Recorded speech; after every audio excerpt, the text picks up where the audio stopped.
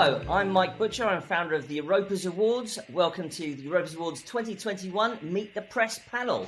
And we've got a great panel for you. We've got Shona Ghosh from Insider. She's the senior editor for the tech section of Insider based in London. She oversees the UK tech team's coverage, running both day-to-day news and in-depth investigations. And in 2019, she was awarded Tech Journalist of the Year at UK Tech Awards. We've also got Michael Stothard, who has previously worked at the Financial Times. He's the editor of Sifted.eu. At the FT, his roles included Madrid bureau chief, Nordic and Baltic chief, and senior correspondent in Paris. He's apparently a Europhile, a technophile, a science geek, and hopes to live on Mars. Robin Wauters is co-founder and editor-in-chief of Tech.eu, with previous stints at the Next Webb and TechCrunch under his belt. Deeply in love with his family, technology, travelling and Belgian beer, Robin is also the co-founder of startup Europe Lens and Be Central, the digital campus located in Brussels Central Station. And finally, we have Alex Webb, the Bloomberg opinion columnist covering Europe's technology, media and communications industries. He previously covered Apple and other technology companies for Bloomberg News in San Francisco. Welcome to the Europas Awards. Thanks very much for joining. Perhaps if I can, let's kick off. We'll go round robin first of all, and perhaps if we're going to come to you, Shona, we'll ask everybody this. What's your particular title aiming for when it covers tech and startups? Does it have a particular shtick? Great question. So Insider, many people know it as Business Insider, but Insider is the new official name. Started out of the US, and so something we're really trying to do from my team is bring European tech and news about European tech startups to a broader audience in the US, try and explain the trends that are happening here to our US readership. Obviously, sort of Europeans know that European tech is great, but I don't always know that the message has got through to the US, although obviously we see many US investors coming over now, so clearly something is filtering through to the Americans. So in terms of our startup coverage, that's the remit, but we also cover the big tech companies, the power that they hold, and the changing regulatory sector. So some stuff about startups, but also the power of the major tech firms as well. Brilliant. And Robin, can I ask the same question for you? Absolutely. So I cut my teeth in the last 15 years covering tech and startups with you, Mike, in the beginning, Block Nation and TechCrunch. Then I joined the Next Web as a European editor. But 8 years ago, we saw that European startups were really getting a lot of momentum. Increased investment, increased ambition from the entrepreneurs, increased attention from policymakers. So we set up a company called Tech.eu, basically to sort of capture the momentum in new publications. So we've been doing that for the last 8 years. Amazing. And Michael Stothard from Sifted.eu, you're relatively new, a couple of years old. What's the kind of angle that Sifted is going for? Yeah, so as you say, we're the new kids on the block. We started 2.5 years ago, spun out the Financial Times. And I guess unlike, say, Business Insider, which say like quite global, has like a very global readership, and also does big tech. We do like Sifted just does European startups. So we don't do big tech. You won't read what's happening to like Brussels and with Facebook regulation. We let other people do that. We do European startups. And that's our pitch. We try to do it really well. Fantastic. And Alex Webb at Bloomberg, your shtick is probably different again, but obviously you do stray into the startup arena now and again. Where does Bloomberg sit? Yeah, so obviously I'm coming at it with the opinion hat on, and for me that's, I'm always interested in the kind of why more than the what. But I came out of the news side and was a reporter at Bloomberg for, 8 years before joining opinion, and I think on that side, it is very much like trying to find the small stories that help tell a big story. That it's not necessarily, look, here's a startup that has a new product or has raised a new round or even necessarily has an interesting investor, but like actually, does this help you tell a bigger story about a particular innovation in the tech world or a particular, broader theme? And so to that extent, my job is even now slightly adjacent because I'm trying to take those broader themes and say whether they're good or bad fundamentally. And I guess I suppose I ought to answer the question myself for TechCrunch, because obviously I work at TechCrunch. The main thing I'd say probably is we're very interested in the venture capital world, fundraisings, and we operate much more really like a bureau for the US. But we stray into Europe and stray into US, but we're obsessed with venture capital. I would say is probably the best answer for us. Maybe we can go around and chat about stuff now, which is that one of the big issues, of course, we all know, is COVID and the pandemic. We've been through a year of those startup stories, dealing with the pandemic and having to pivot and learn to work remotely. And here we are doing a remote event. How do you think things are going to progress from here on as people come out of lockdown, the changes that have been wrought on the industry? Do we think that, for instance, remote working is here to stay? What's your opinion, Shona? Yeah, I certainly think. I think we're still feeling the I wouldn't say shock impacts, but ongoing impacts. I don't think it's just going to be that we in the UK see the vaccine roll out and then we're back to where we are economically or in terms of our social habits. I think we will still feel long-term shocks from people being furloughed, perhaps somewhere in between people being fired when they should have been furloughed. I think all of that is going to create shocks that we will continue to feel over the next few years, and that's going to have impacts beyond the startup world. In terms of startups, it was interesting to me to see Revolut, who we know have quite a tough and very office-based culture historically, to say, okay, finally we're going to let people sort of work wherever they want for a few weeks of the year. We'll embrace hybrid working. At least they're saying that. We'll see whether they put these things into practice. But companies that were previously very strict about home working, and particularly startups where there's a lot invested in having people really putting their all into the culture and the company, founders have had to make that call about allowing people to do hybrid working. And that's going to have, again, I think, quite long-term and interesting impact on startup culture. So a few effects still to be seen, I think. Yeah, Michael, did you've seen startups pivot in this pandemic? Do any long-term trends kind of suggest themselves? Yeah, I mean, I think the two things that have really happened have been basically like quantitative easing, pushing more money into venture capital, and that money coming into Europe in just an extraordinary way. And what you can do with a company in terms of how much you can raise, I feel like that's been a big step change. When you get companies like Hopin that have gone from having no product to being a unicorn in 8 months, and now we're being worth 5 billion, another few months later. This is something that wasn't really, that has long been a kind of something in the US. But the scale of it and the speed of it feels like a real step change for Europe. And Hopin's just one of the examples over the last year. And I think that is a trend, like that amount of capital in Europe, like I don't think that's going away. So I think that's a step change that will really be with us. And similarly, the reason a lot of these companies have been able to, reach these kind of valuations and attract this much money is because there has been this, change in consumer sentiment. And, it's almost a truism and it feels trite to say, but the move to digital, people's willingness to do stuff online has stepped up a gear. And again, I don't think that's going away. Virtual events are probably not going away. And that's what everyone's betting on with Hopin. We see the 10-minute delivery companies, again, like this whole new, it's not exactly new, but it feels very new, kind of like a whole class of companies that's just sprung up out of nothing.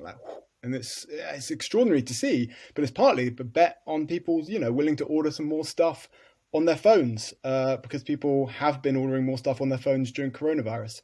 So these two trends of digital and capital have seen has just moved up about 8 different notches, and I really don't think either of those things are going away. Yeah, good point. Thank you, Michael, for reminding us about the 10-minute, 15-minute delivery service. Alex, Bloomberg's obviously been covering the rise of these kinds of new kinds of grocery stores.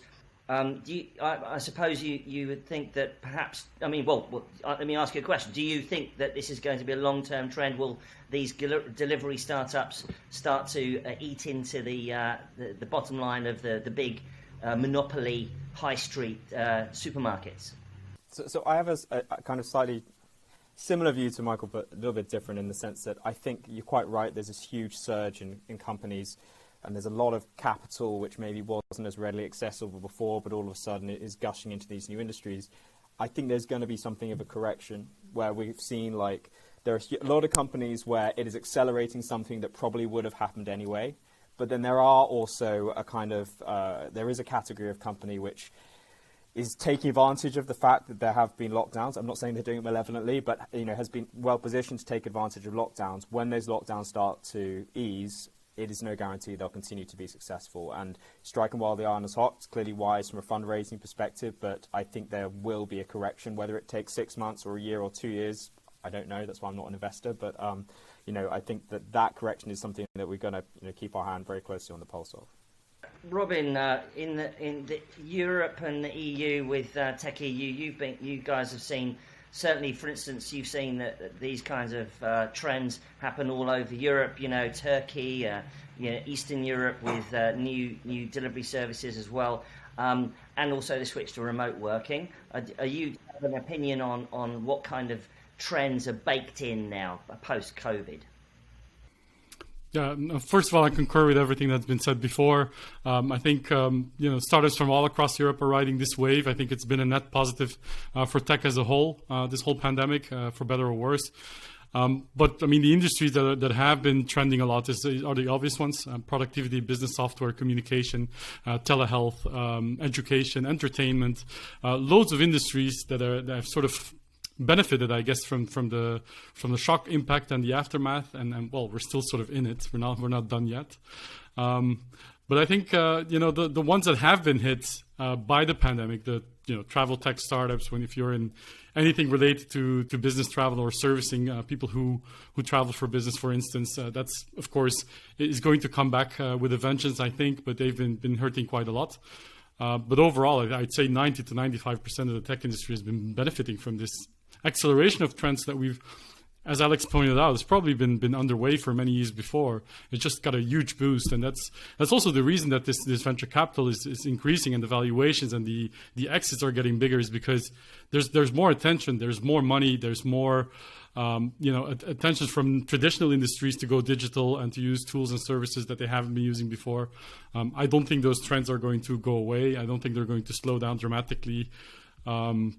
There might be a correction, but then, of course, when you put venture capital in companies like grocery delivery, especially the amounts that are flowing into that correction is not going to happen in 6 months to a year, as Alex suggested, because now they have money for at least 2-3 years. They can sort of figure this out. Much more likely there'll be a sort of a competition and a war between them, maybe even like a prize, race to the bottom type thing, where I think their biggest threat is sort of the competition, because now money is available abundantly for everyone, which means also for your competition. So I think that's a bigger threat than correction or slowdown from the lockdowns. That's a useful segue into my next question, because we've seen the incursion of US money into Europe at a far greater rate than in previous years. Do we think that the final, that the long lauded and hoped for trend of Silicon Valley coming to Europe has actually started, and that Europeans are going to get that Silicon Valley kind of mindset? I guess it's been happening for a while, but do you think that it's the Americans are here to stay, or they're coming and putting heat on European VCs? Shona? Yeah, it's an interesting one. So I feel like I can't precisely remember when it was, but I think it was in my very early days of covering VC. We did see some of this already with Benchmark coming to Europe, Axel obviously extending to Europe, and finding that having these models where you have a US branch and a European branch didn't quite work as they anticipated, and so the European arms sort of spun off to become their own entities like Balderton and Axel Europe. So from what I understand, and it's very early days, I don't know that we're seeing exactly the same problem, but I think some of these big name US firms are coming here and finding again, it's not necessarily so easy. So you've seen US partners being shuttled over the Atlantic and being based here, perhaps a slight struggle to find local talent. So I wonder if we might see some of those same issues resurging again, where it's not necessarily so easy to expand the US arm of a company over here, but it's so early, and these companies have only been here, sort of arrived here kind of over the last year or so, that I think it's hard to tell. And clearly startups really love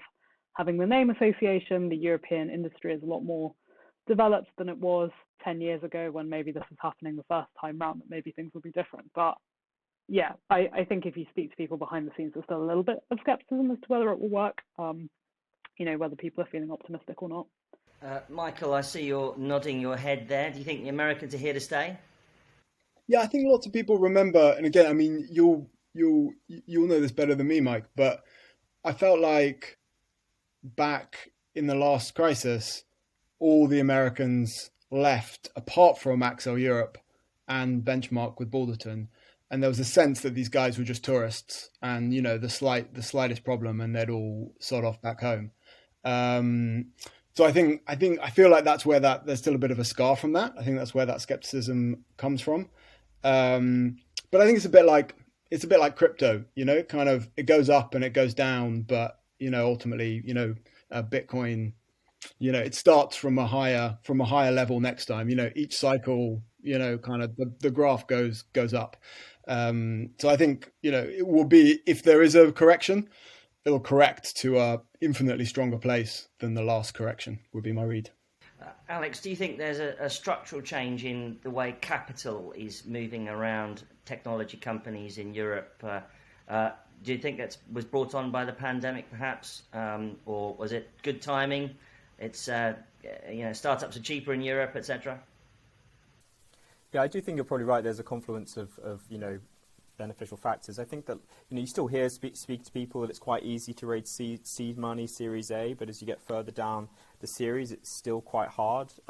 Whether that's changing in the past even 2 or 3 months, I don't know. It's maybe too early to tell. I do think maybe as well there's been a recognition different from maybe 5, 8, 10 years ago about what Europe's good at and what Europe's not good at. Previously, it was the intention like, let's build a European Google or Facebook, or let's conquer the world.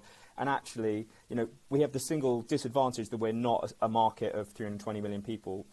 Even with the European Union, you've got a bunch of different language markets and things. So actually recognizing Europe's pretty good at enterprise, and a lot of enterprise applications, TeamViewer, not quite a startup, but it's been around for a while. These sort of companies, which are, maybe on the wonkier end, they, I think, are there's increasingly a recognition from VC that that's a better place to invest in Europe than, someone trying to compete with what the big tech companies are doing. Obviously, 8, 10 years ago was a different calculation with those guys because they were still quite young-ish. But I think that seems to be a bit of a difference this end, although I hope others don't disagree.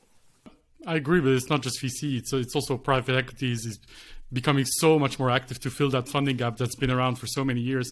But now there are opportunities for them, right? There's a load of companies and entrepreneurs that they can now back with confidence, traction, global ambitions. So they are stepping in to fill that gap very clearly, both in Europe, from Europe and the US, and public markets as well. Like we see companies going public in droves in the last few months. That's not a surprise to me because that's one way to raise capital. Much like any other, it's just another step in the journey for a lot of these companies, and you can see that already in the IPO numbers for the last 6 months, which have been significantly higher than previous years. Yeah, I definitely agree, and it's been very interesting to watch a new capital flood in, but also European VCs raise more funds as well. So certainly the industry has not slowed down at all, even though the pandemic made us stick in one place. Right, well, the next section of the panel is the old trusted ideas about how startups get to you guys, how do they pitch you. People watching want to know, journalists, they want to get into titles. So let's just throw this around. What are the kinds of things you see from startups? The best way to pitch you guys, the best way to reach out. Robin, do you like DMs on Twitter, or what are the best ways to hit you up? Yeah, how are startups pitching me? Poorly, I would say in general. Listen, there's a lot more startups and entrepreneurs out there than there are journalists covering startups.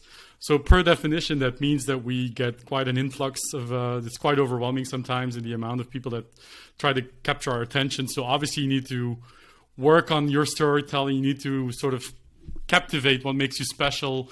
Make sure you boil that down in a message that's easy for us to understand. Make sure you don't waste our time in the sense that you have all the information ready for us, and also be responsive when we ask for more information. Just try to do your homework, pitch the right journalists, pitch the right publications for your needs, and do it in a smart, non-intrusive, not too, let's say, annoying way. Follow up, of course, but just try to be human about it, I would say. And Michael, do you have a level at which you'll start covering a company, or are you interested in anybody? No, we don't really, but I think Alex put it really well when he said that he was looking for small stories that tell big stories. And I think that's really like what we try and do. We don't cover big rounds just because they're big rounds. Like that'll help if you're raising 500 million. That's like surprising and like, wow, that'll help to get the story over the line. But it really needs to tell a bigger picture, or it needs to tell a bigger and more interesting story. So if you can sell that, then that makes a big difference. Because journalists, we're pretty lazy, and as Robin says, we get a lot of pitches. So we try and think, how can that news story? How can we really tell the reader something that they really need to know, and use this as a hook to tell that story. So that's what we're thinking all the time. But if you can make that easy for us and be like, hey, I'm raising this round, and I'll tell you why it's interesting, because 5 other people have done, something similar in all these different countries. We're doing it slightly differently, but this is a big trend. This is why it's interesting. That does that work for us, and writes the story for us. And that's it's those storytelling skills. But try and think of the big picture, because this is a truism as well. But no one cares about your startup or your product as much as you do. Talk about why it resonates, and that's the way to do it, I say. Alex, you probably don't get tons of startup pitches, but do you? How does Bloomberg approach this sort of startup world? When you do get pitches, so I'll give 2 answers here, because there's the opinion head and then there's the kind of the news head. And for me, I don't really take pitches because I'm writing a column on a theme. But the thing that's always useful for me is having relationships with people that I can talk to who can help me understand a topic, right? And that might mean that, I can then quote them in a story. I tend to think I don't want to go, I'm happy to speak to people on background, and I speak to a lot of people on background, but I also go into any conversation saying look, if you want to speak on the record, I don't just want to steal your best ideas and pass them off as my own. So if you want to be quoted, let me know, and then I can, try and chuck a quote in and refer to you in a story. And when it comes to opinion, that's probably how you're going to be turning up, unless, to Michael's point, you're telling a really good, bigger picture. There was a good example in the Washington Post. Jeff Fowler did a great piece about the way fingerprinting works on iPhones, and it's actually all done through the story of a startup that runs a VPN app, right? And how that conversation came about, I don't know, but that was a way of basically placing the startup really well, but telling a bigger story. For the news side, I think, it's probably not dissimilar. I always prefer to have a phone call. I'll be quite brusque. I know people don't like phone calls. I'll be quite brusque if it's like, I'm really sorry, it's not one for me, and, say goodbye. But I then can get a sense, actually, is this interesting or not? And then I'd like to forge a relationship with someone that I can go, well, actually, you can sort of help me understand this, and maybe then I can get your name into a story every now and then. But on the news side, I think they also want to build relationships, and just saying, here's a press release for a story that everybody else is getting the same time. Bloomberg's not interested in that. Not interested, unless you're literally Apple. They're not interested in a press release that is going to 25, 40, 100 different journalists. They want, ideally, an exclusive, which everybody does, but they will also want to build a relationship with the person if they think it's going to be useful and interesting. And if that person is useful and interesting, if you're a CEO or a founder with good, subject expertise in your field, that is a useful relationship for journalists to have, because then they can understand that field a little bit better. Right, and Shona, what would you add to some of those points? Yeah, definitely a mix of what Alex and Michael said. Relationships are really important. Don't treat journalists just as a service. We don't like it. We're not here just to write about your funding round.